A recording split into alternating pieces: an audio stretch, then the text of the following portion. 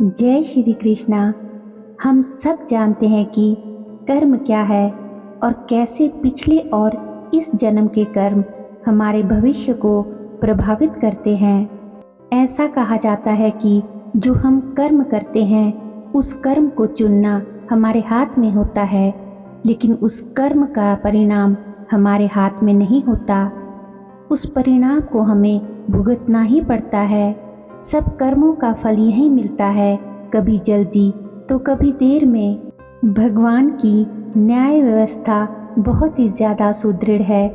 अच्छे कार्य करने वाले को अच्छा और बुरे कर्म करने वाले को बुरा फल अवश्य ही भोगना पड़ता है। भगवान के घर में देर भले ही हो जाए मगर अंधेर हो ही नहीं सकती। प्रभु ने प्रत्येक कर्म के फलित होने का समय पहले से ही निर्धारित कर रखा है। समय से पहले या पीछे फल की प्राप्ति नहीं होती। प्रभु की प्रत्येक रचना, प्रत्येक नियम इतना ज़्यादा गहरा है कि हर एक प्राणी उसको समझ या जान नहीं सकता। आज हम जो भी कर्म कर रहे हैं, परिपक्व होकर उनसे ही हमारे भाग्य की रचना होगी। हमारे भाग्य के निर्माता हम स्वयं हैं और प्रत्येक मनुष्य को उसके भाग्य के अनुसार ही फल मिलता है। आज जो कुछ भी हमारे साथ हो रहा है, यह हमारे ही पिछले जन्मों का, यह इसी जन्म के हमारे किए गए पुण्यों या बुरे कर्मों का, पापों का फल है। भगवान को दोष नहीं देना चाहिए। भगवान का एक विधान यह है कि हमारे कर्म, हमारे विचार और हमारी भावना के अनुसार ही हमें सुख या दुख की प्राप्ति होती है, और वह सुख या दुख हमें खुद को ही भोगना पड़ता है। मनुष्य के कब किए हुए पाप का फल कब मिलेगा, इसका कुछ पता नहीं। भगवान का विधान विचित्र है। जीवन में कभी भी बुरे कर्म ना करें, अन्यथा किसी न किसी जन्म में कर्म फल भुगतना ही पड़ेगा। सद्कर्म करे, इसके उदाहरण स्वयं भीष्म पितामह है। उनका निर्दोष जीवन भी उन्हें बचा नहीं सका। महाभारत के युद्ध में भीष्म को शरशय्या पर उनके ही किए हुए कर्मों के आधार पर सोना पड़ा था।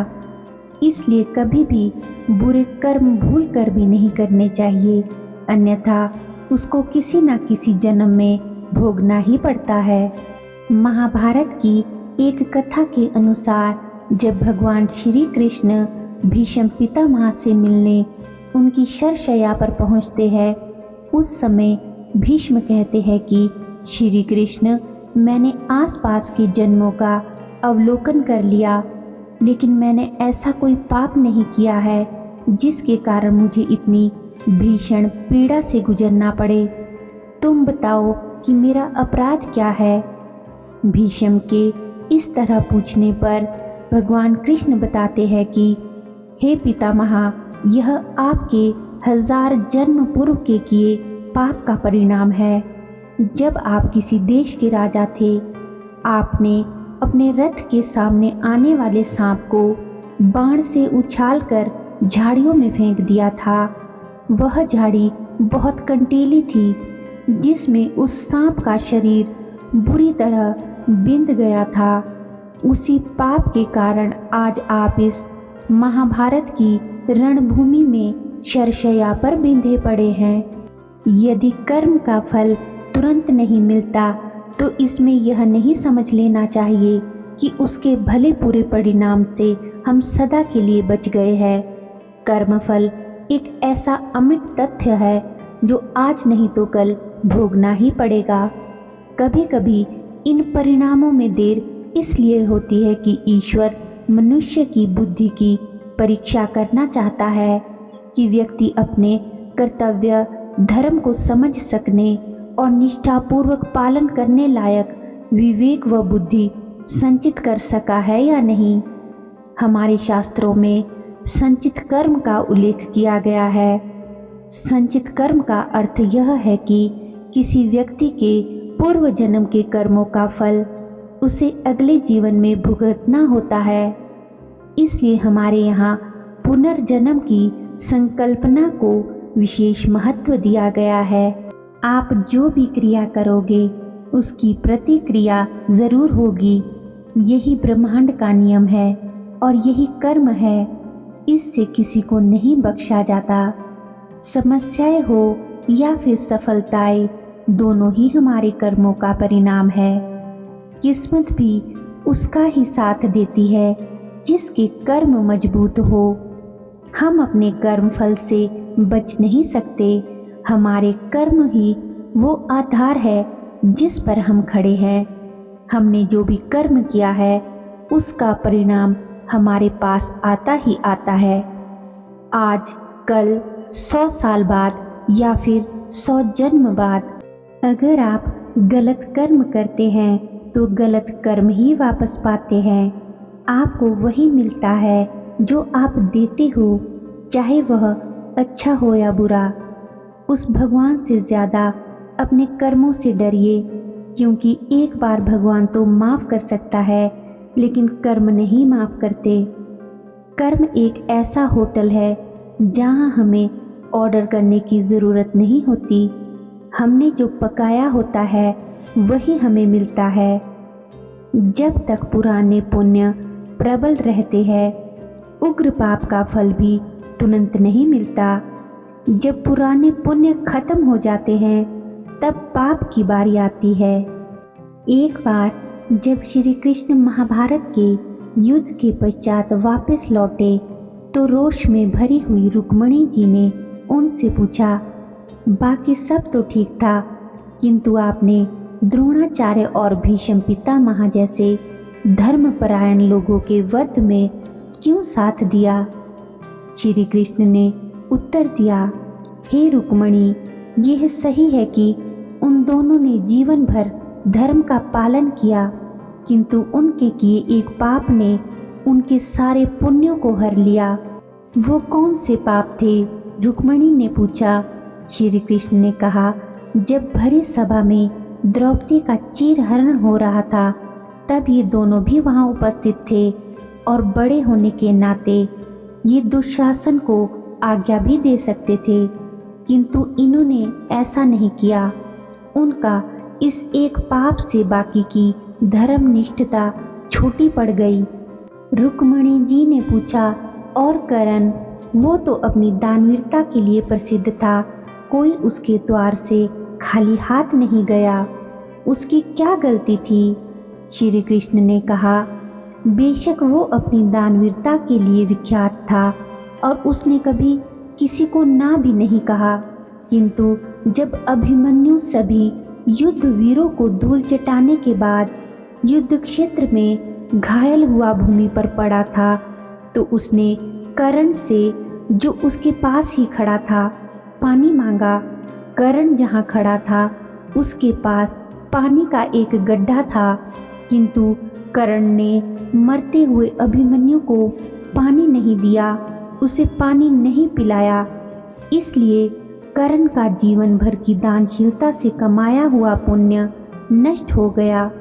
बाद में उसी गड्ढे में उसके रथ का पहिया फंस गया और वो मारा गया। अक्सर ऐसा होता है कि हमारे आसपास जब भी कुछ गलत हो रहा होता है हम कुछ नहीं करते, हम चुप रहते हैं।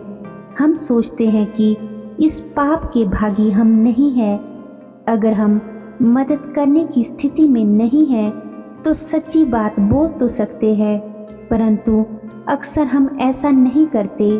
ऐसा ना करने से हम भी उस पाप के उतने ही भागीदार हो जाते हैं। आपके अधर्म का एक क्षण सारे जीवन के कमाए धर्म को नष्ट कर सकता है। भगवान ने मनुष्य को भला या बुरा करने की स्वतंत्रता इसलिए प्रदान की है कि वह अपने बुद्धि को, अपने विवेक को विकसित करके भले बुरे का अंतर करना सीखे। ईश्वर चाहता है कि व्यक्ति अपनी स्वतंत्र चेतना का विकास करे।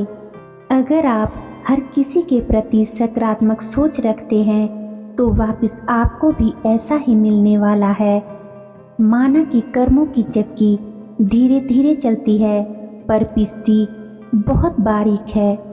आप जो अपने जीवन को देते हो, जीवन भी वही आपको वापस देता है। आपके द्वारा की गई नफरत कभी ना कभी वापस आपके पास ज़रूर आएगी।